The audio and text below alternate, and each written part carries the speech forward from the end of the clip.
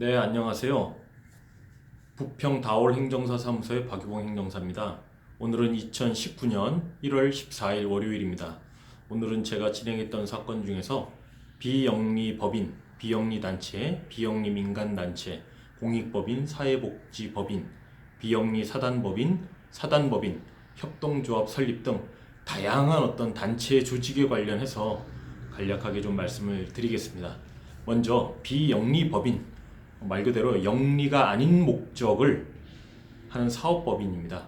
학술이나 종교, 자선, 기회, 사교, 기타의 영리 아닌 사업을 목적으로 하고 비영리 사단법인과 비영리 재단법인으로 이렇게 또 크게 구분할 수 있고요.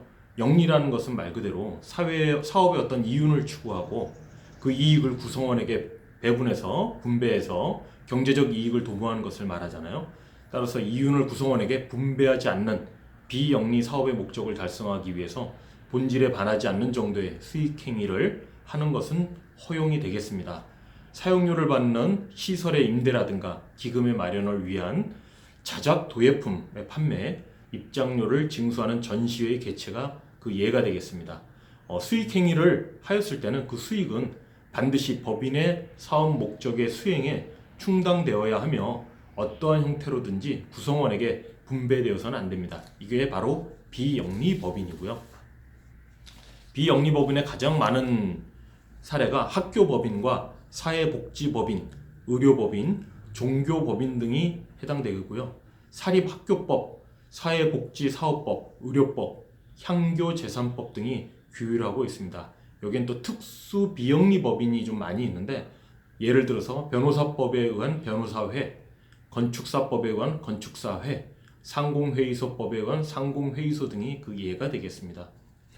비영리 단체라고 하는 것은 여러분들 주변에 있는 어떤 내 초등학교 동창의 어떤 모임, 중고등학교의 동창 모임, 대학 동창의 모임, 낚시, 등산, 어떤 그 동호인들의 어떤 모임 또는 어떤 자선, 구호단체 어떤 모임을 결성을 해서 어떤 개인의 통장이 아닌 단체 통장으로 개설을 해서 회비를 적립을 하고 이런 어떤 봉사적인 또는 화합을 위한 이런 활동을 하실 때 비영리 단체를 구성하면 좋겠습니다.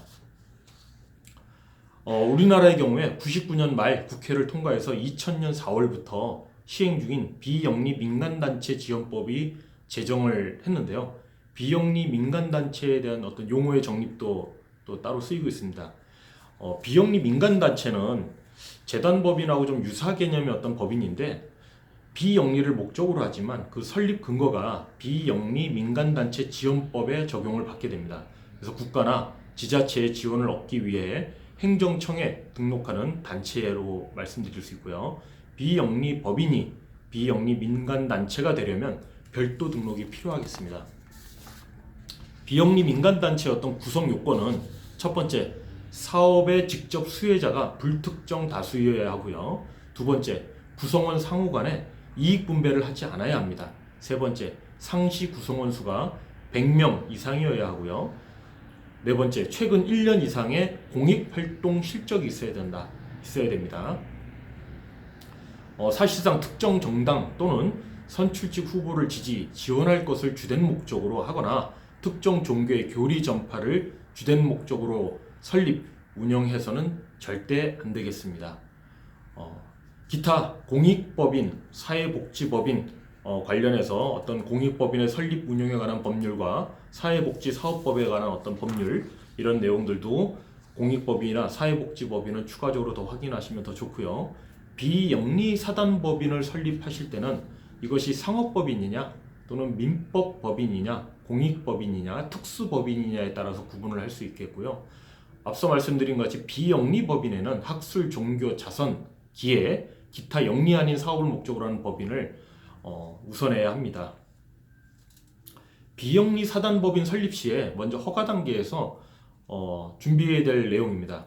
사업 목적과 명칭을 정하고 정관을 작성을 하시고 창립 총회를 개최하면 준비 단계가 마무리되겠습니다. 준비 단계가 끝나시면 이제부터가 중요한데 주무관청을 찾아내서 구비 서류를 갖추어서 설립 허가 신청을 하고 허가를 받아내는 일이 중요하고요. 허가를 받기 위한 어떤 구비 서류는